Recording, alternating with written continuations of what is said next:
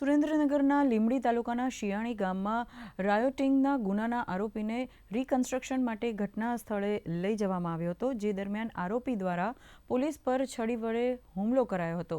પોલીસે સ્વ બચાવમાં ફાયરિંગ કર્યું હતું અને આરોપીને પગમાં ગોળી વાગી હતી। ઇજાગ્રસ્ત પોલીસકર્મી અને આરોપી દેવરાજ બોરાણા બંનેને તાત્કાલિક સારવાર અર્થે લીંબડીની હોસ્પિટલમાં ખસેડવામાં આવ્યા હતા।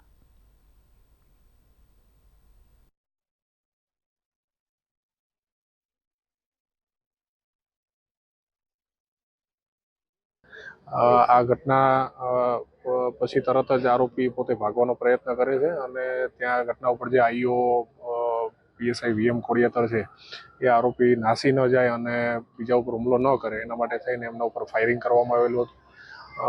5 રાઉન્ડ ફાયરિંગ થયેલું છે અને એમાંથી એક જે બુલેટ જે છે એ એમના પગમાં વાગેલી છે આરોપીને। ત્યારબાદ તાત્કાલિક જ આ જે આરોપી છે એમને એમ્બ્યુલન્સ બોલાવી અને સારવાર માટે થઈને લીંબડી ખસેડવામાં આવેલા હતા, જ્યાંથી અમને વધુ સારવાર માટે થઈ અને સુરેન્દ્રનગર શિવશા મેડિકલ કોલેજમાં હાલ જે છે એમને લાવવામાં આવેલા છે અને પોલીસકર્મી જે છે એ પણ અત્યારે લીંબડી આરઆર હોસ્પિટલમાં દાખલ છે।